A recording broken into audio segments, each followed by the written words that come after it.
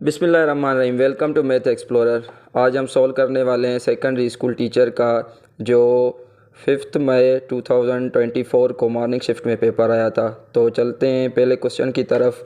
ये कह रहा है cos theta plus cos N.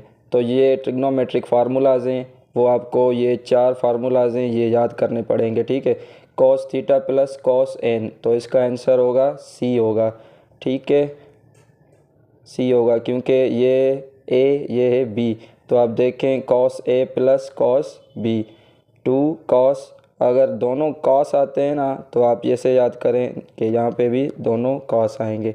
ठीक है, अगर माइनस आ रहा है तो आगे क्या आएगा, माइनस आएगा और दोनों साइन आएंगे। ठीक है, तो ऐसे आप ये चारों फार्मूलाज अगर याद करते हैं तो ये क्वेश्चन आपका आसानी से हो जाएगा।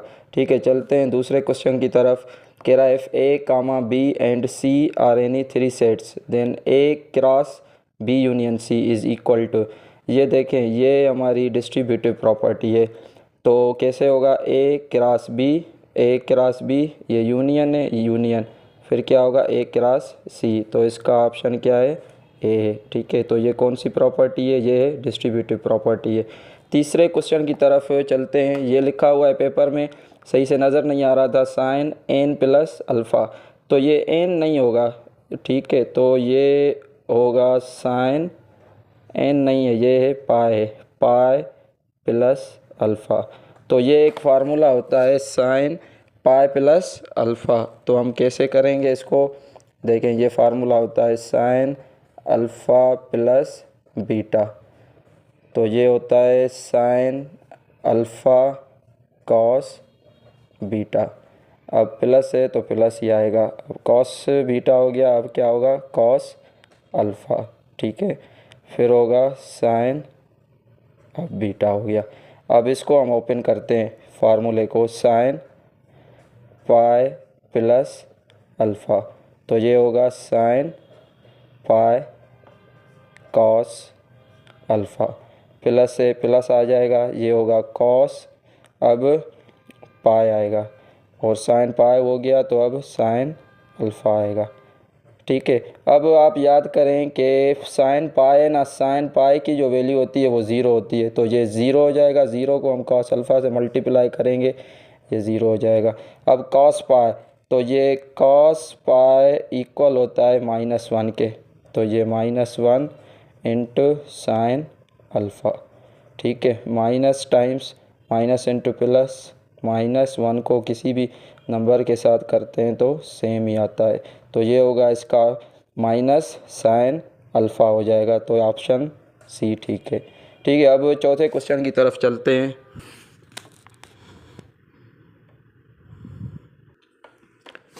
क्वेश्चन नंबर 4 में कह रहा है if asterisk is a binary operation in a कोई सेट है, उसमें एक बाइनरी ऑपरेशन है स्टेरिक, देन। तो बाइनरी ऑपरेशन का मतलब क्या होता है, जो क्लोजर प्रॉपर्टी सेटिस्फाई करे। तो ये ऐसे ही होगा कि a is closed under asterisk ही होगा। ठीक है, स्टेरिक है तो बाइनरी ऑपरेशन भी क्या होगा, स्टेरिक। ठीक है, ये कह रहा था नॉट क्लोज्ड, और ये प्लस माइनस स्टेरिक होगा तो यहाँ पे भी स्टेरिक ही होगा। ठीक है, जो भी होगा, अगर प्लस होता तो हम प्लस करते। ठीक है, तो 4 नंबर का जो आंसर है वो है ए है। अब देखें 5वां क्वेश्चन है।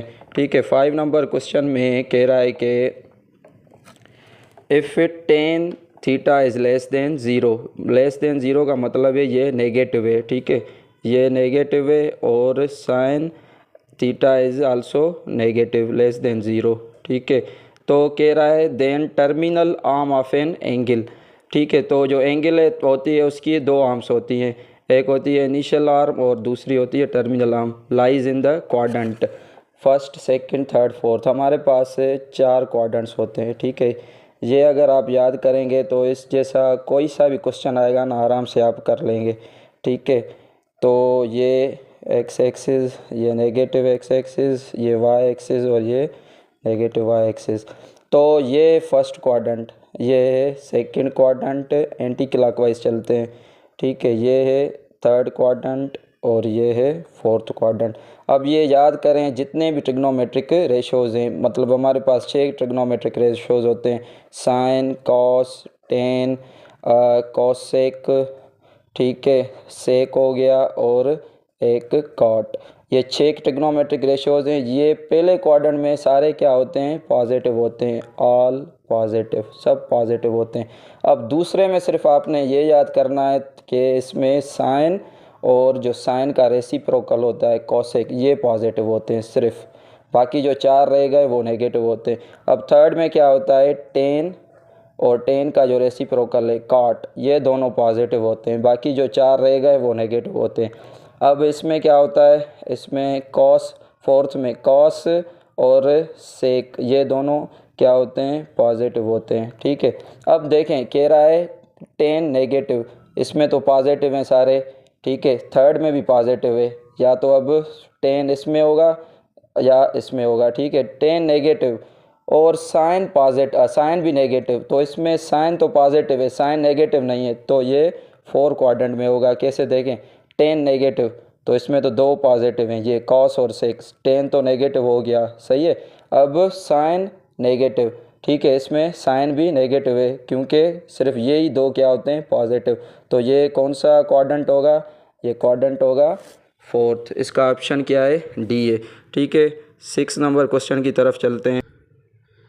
क्वेश्चन नंबर 6 से कह रहा है function f of x is equal to sine x is linear function, quadratic, odd function, even function. तो लीनियर भी नहीं होगा, क्वाड्रेटिक भी नहीं होगा। साइन एक्स, जो साइन एक्स होता है वो क्या होता है, ऑड फंक्शन होता है। तो ऑड फंक्शन की जो डेफिनेशन होती है वो कहते हैं हम एक्स को अगर हम रिप्लेस करें माइनस एक्स के साथ तो ये माइनस बाहर आ जाए और एफ ऑफ एक्स, ये डेफिनेशन है किसकी, ऑड फंक्शन की। ठीक है, तो ये जो साइन है ना, साइन क्या है, अब अगर हम इसे रिप्लेस करेंगे minus x is equal to sine x को माइनस एक्स के साथ, तो ये हमेशा माइनस बाहर निकालेगा, ये आ जाएगा साइन एक्स।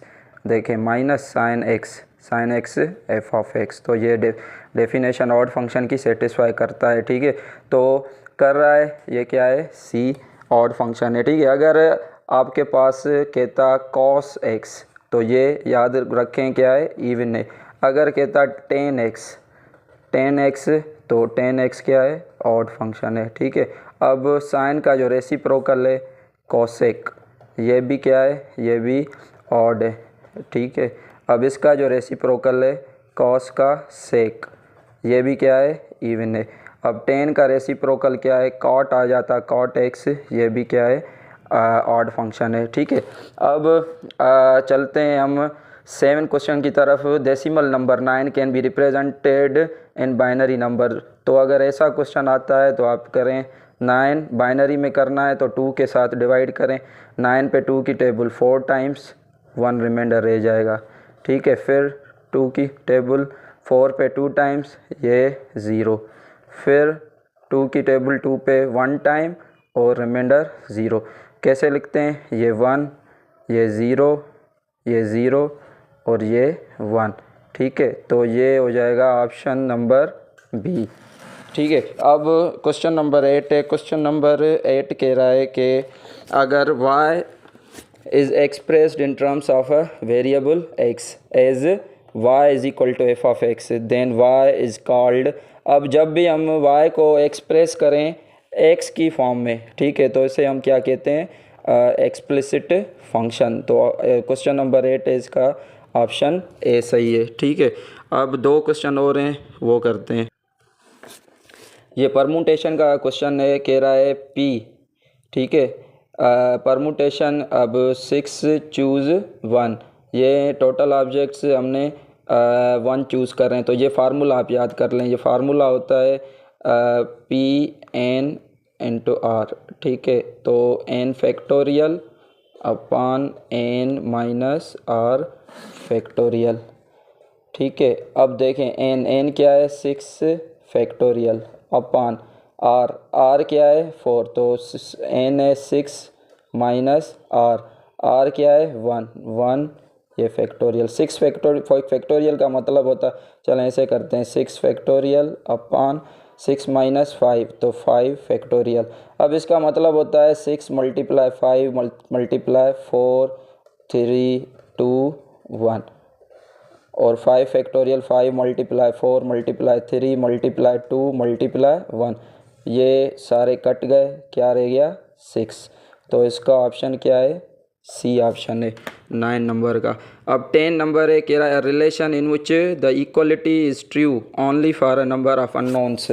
तो अगर खास अननोन है, ठीक है, तो उसे हम क्या कहते हैं, अलजेब्रिक इक्वेशन कहते हैं। कैसे, अब अगर ये इक्वेशन है x square plus 5x plus 6 is equal to 0, ठीक है, तो ये सिर्फ दो वैल्यूज़ हैं, इसे सेटिस्फाई करेंगे, ठीक है। एक -2 सेटिस्फाई करेगा, अगर हम x की जगह -2 पुट करेंगे ये 0 आएगा, और एक -3, ठीक है। तो ये अगर कुछ अननोन्स उसे अगर सेटिस्फाई करें तो ये होता है अलजेब्रिक इक्वेशन। अगर एक फॉर एग्जांपल ये है x + 1 whole square is equal to x square plus 2x plus 1, इसमें भी देखें अब इक्वल की साइन है, इसमें भी इक्वल की साइन है, पर हम इसे क्या कहेंगे, इसे कहेंगे इक्वलिटी के कहेंगे, ठीक है, क्योंकि ये सारे जो रियल नंबर्स हैं ना, सारे जितने भी रियल नंबर्स हैं एक्स की जगह अगर हम पुट करेंगे तो ये दोनों साइड क्या आ जाएंगी, सेम आएंगी, ठीक है। तो relation in which the equality is true only for a number of unknowns, जैसे इसे अब दो वैल्यूज़ सेटिस्फाई कर रहे हैं तो इसे हम कहेंगे अलजेब्रिक इक्वेशन। अगर सारों के लिए कर रही है तो इसे हम क्या कहेंगे, आइडेंटिटी कहेंगे, ठीक है। तो ये क्या है, ये है आइडेंटिटी। Thanks for watching.